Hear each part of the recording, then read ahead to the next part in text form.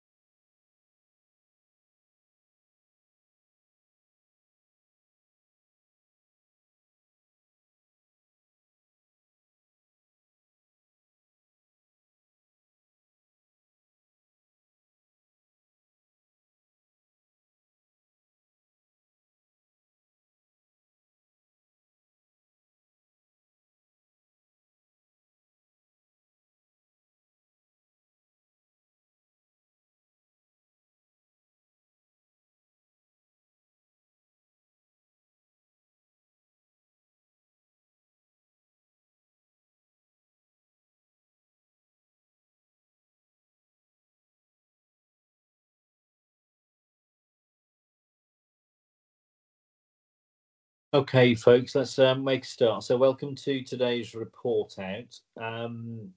We've just got the one presentation this morning on timely imaging transfers, which is the 90-day report out from Tyra, Adele and Dominique. So your agenda has a second one, which unfortunately Bev is not well, so won't be joining us. So we will go straight then on to the timely imaging transfers. I can see the team on there. Hi, folks. So looking forward to this. Let's see how we're doing. Thank you. Good afternoon, everyone. So my name is Tyra. I'm one of the X-ray team managers. Joining me today are Adele, ultrasound team manager, and Dominique, facilities operational manager.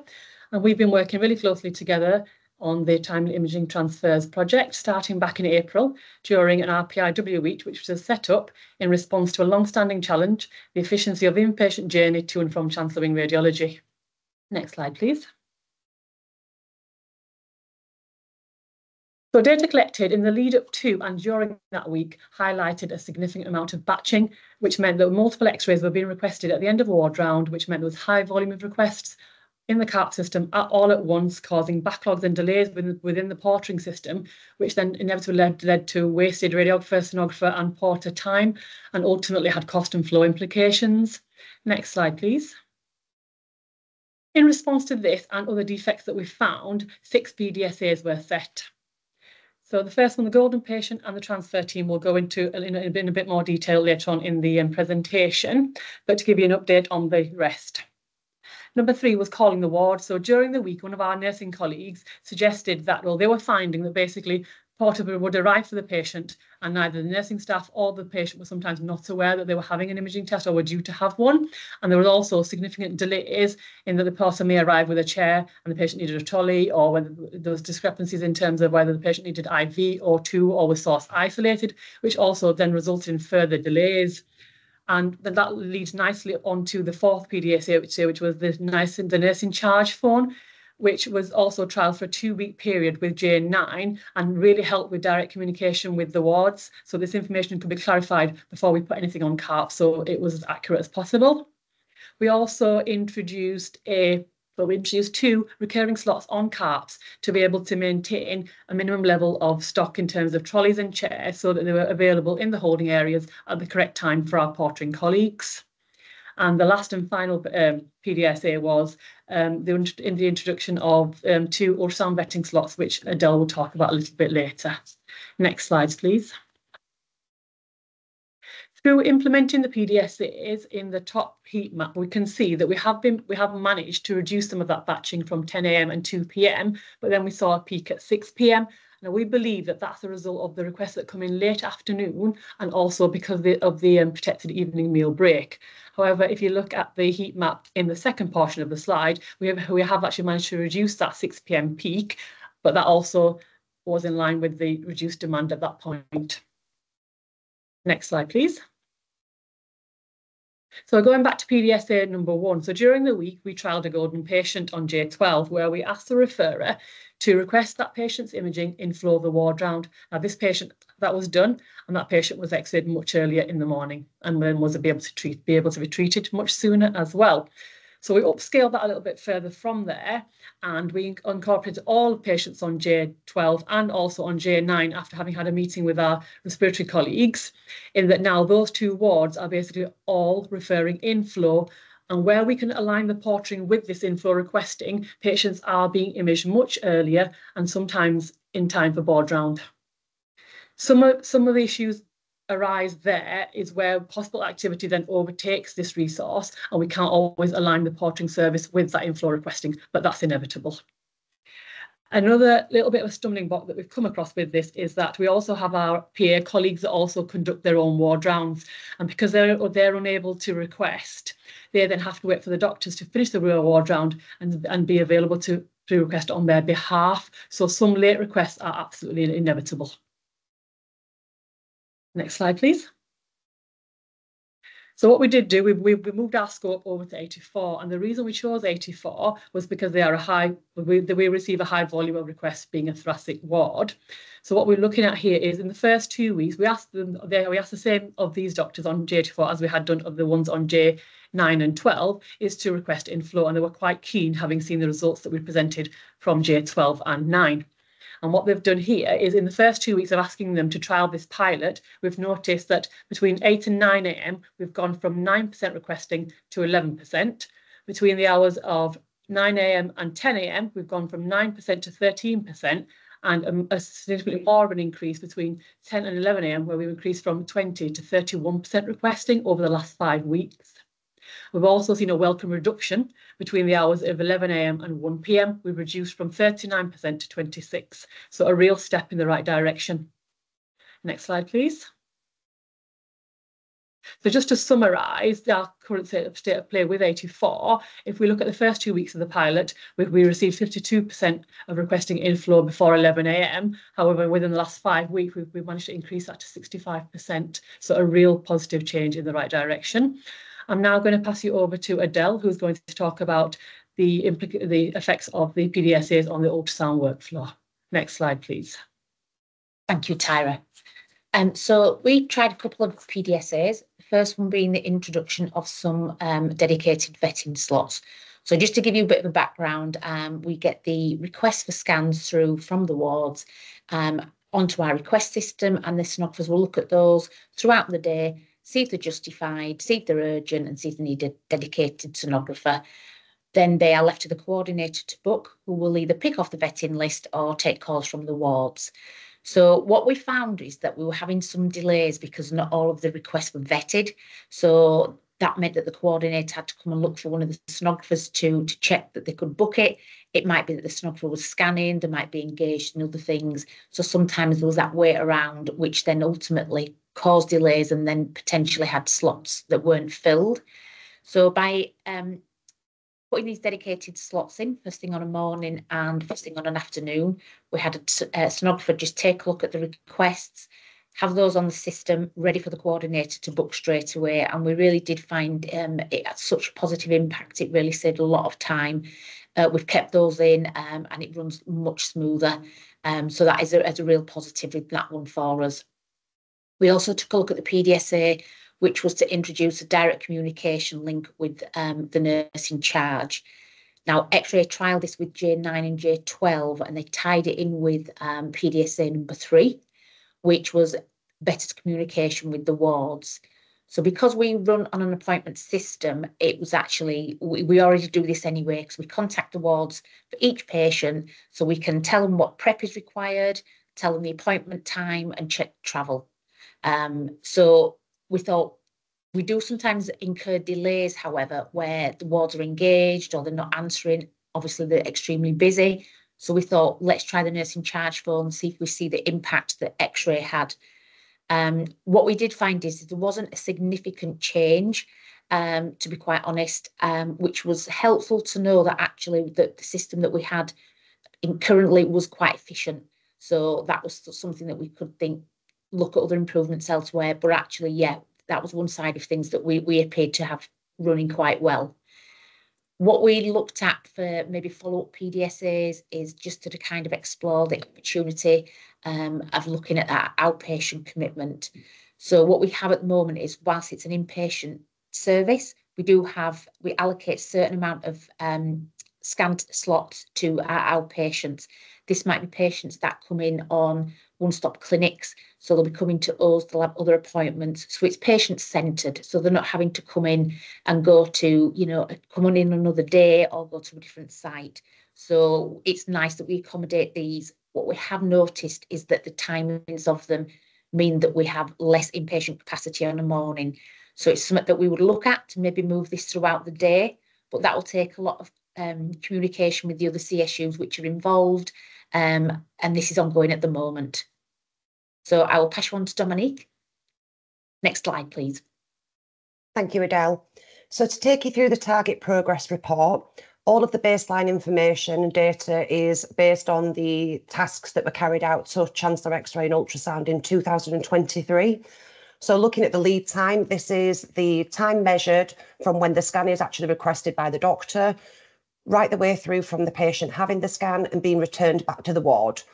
So for X-ray, we can see in the 90-day report out that it's currently sitting at 1 hour and 59 minutes, which is a 38% improvement.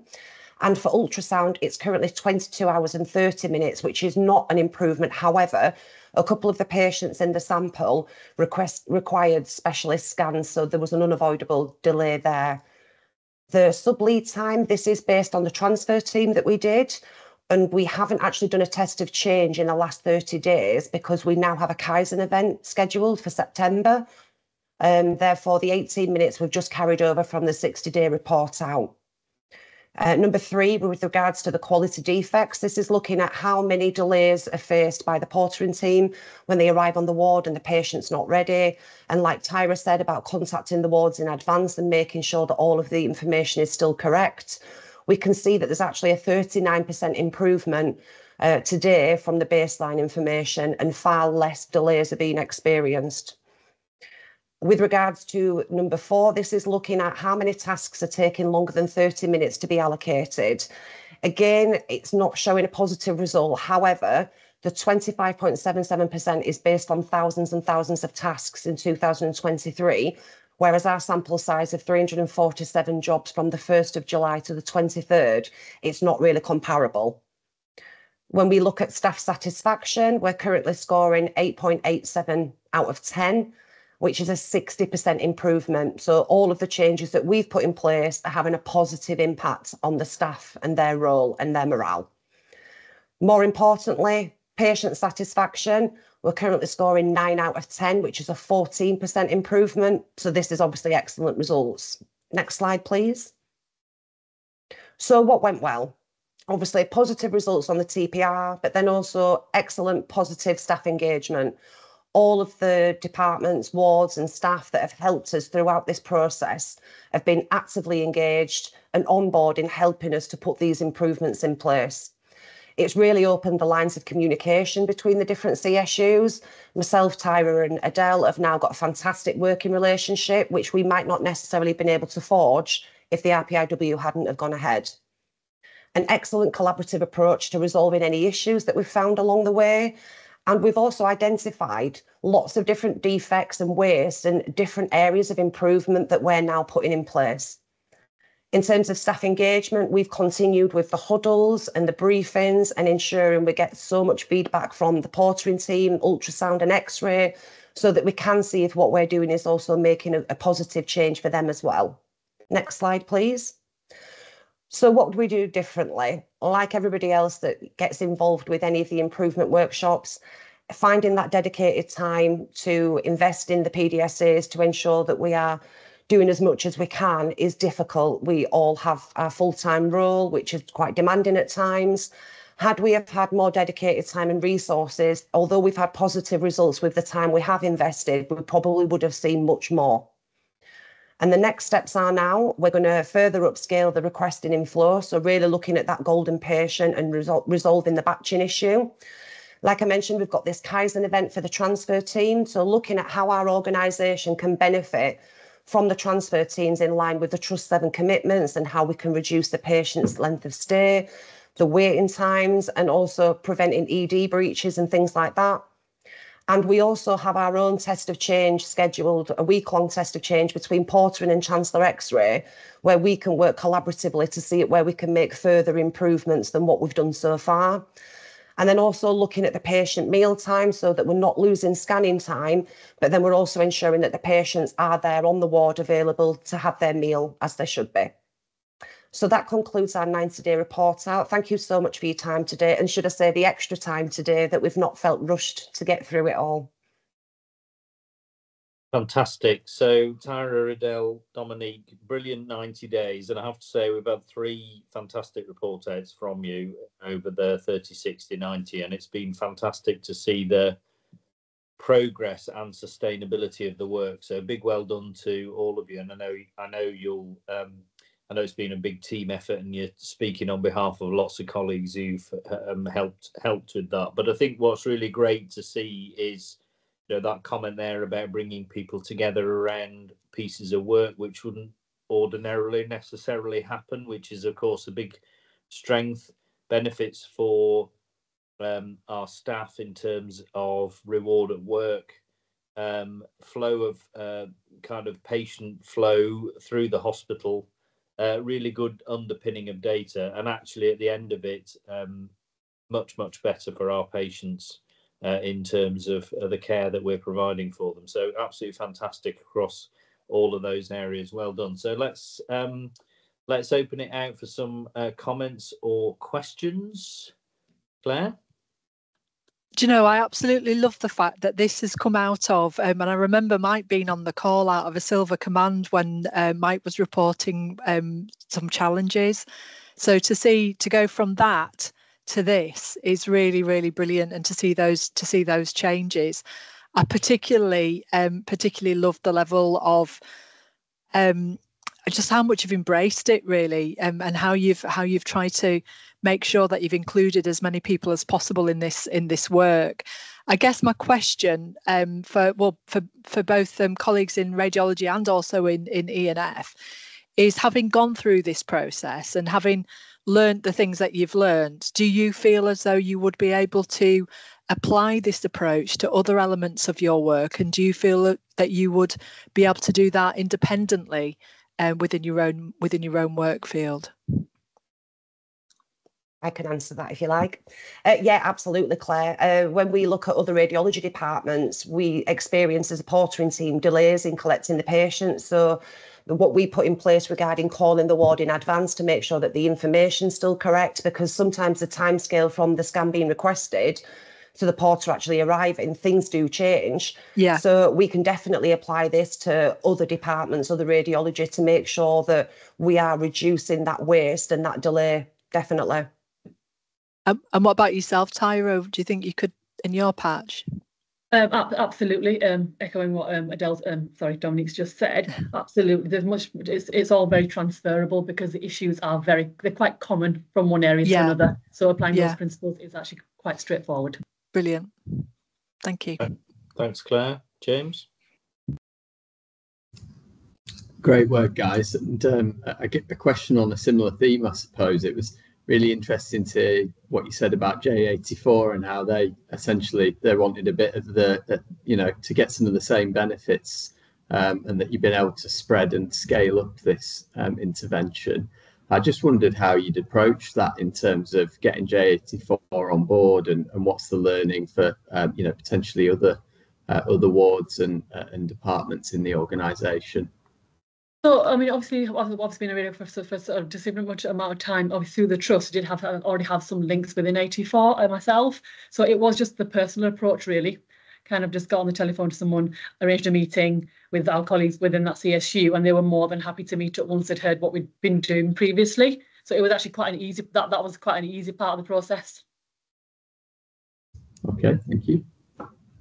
Thanks. I think we had Katie first, and then Jimmy, then Michael. Stuck in there first. Thanks. I just wanted to acknowledge I worked with the guys on this in the RPIW, and I haven't had to put that much input in since. From a KPO perspective, they really embrace the methodology and where it's really, really hard. And I know there's been some really tough times with doing this work, and improvement isn't easy, but really just wanted to acknowledge the hard work that everyone had put in. So thank you. Great, thanks, Katie. Jimmy? Yeah, thanks, Phil. I just wanted to pick up on the theme of the scalability, and I think that's something that does come through really strongly here.